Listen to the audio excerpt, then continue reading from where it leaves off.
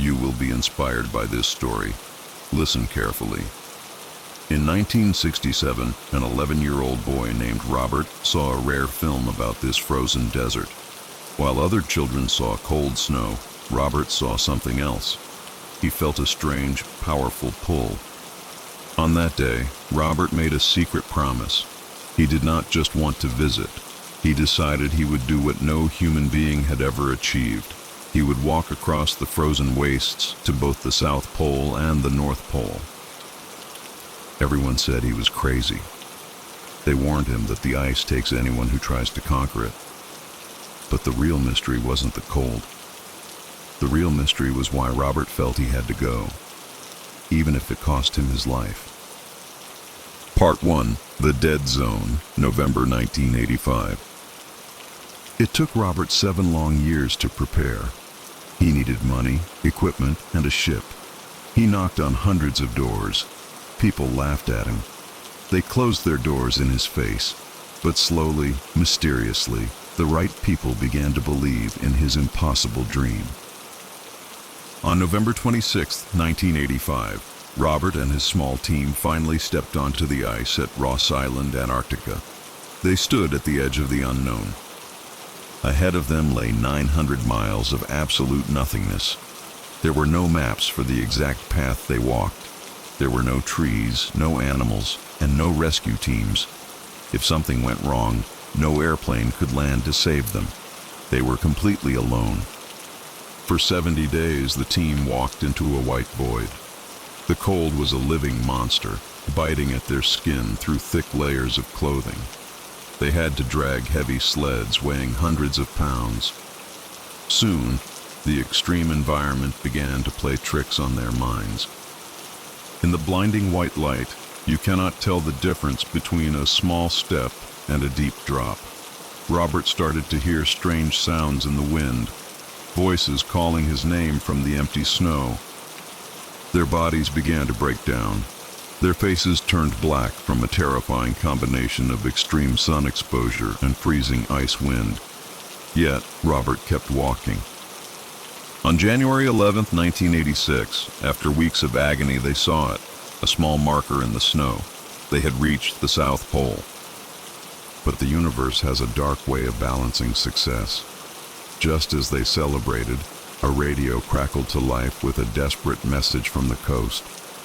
Their ship, the Southern Quest, had just been crushed by the ice. It was sinking into the dark ocean. They had reached the pole, but their only way home was gone.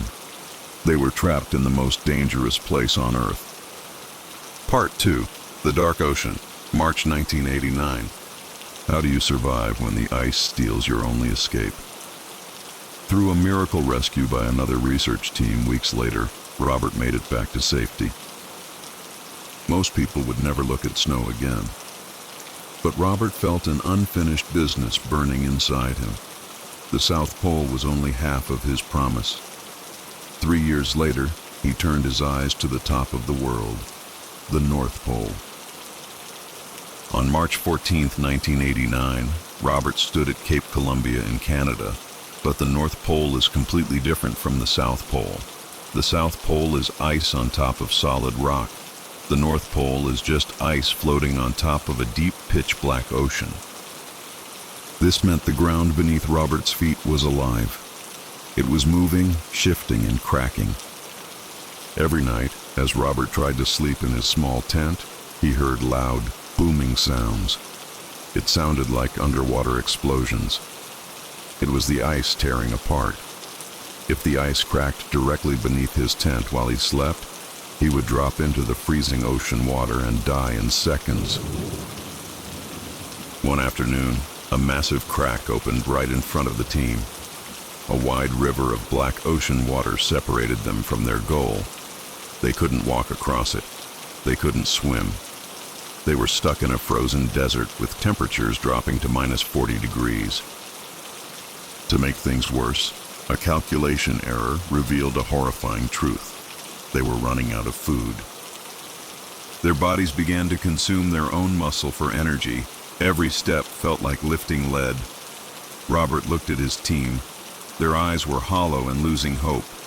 He realized that the greatest danger wasn't the cracking ice or the hunger.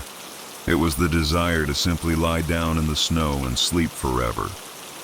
Robert stood up. With a weak voice, he told his team to move. He didn't look at the miles ahead. He only looked at the next 6 inches in front of his boots. On May 14, 1989, through pure willpower, Robert Swan and his team dragged themselves to the North Pole. He had done it. He became the first person to conquer both ends of the earth on foot. The voice in the wind.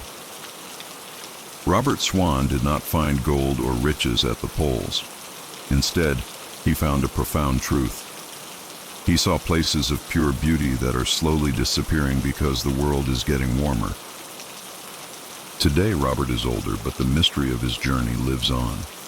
He spends his life traveling the globe, telling his story to protect the very ice that almost claimed his life.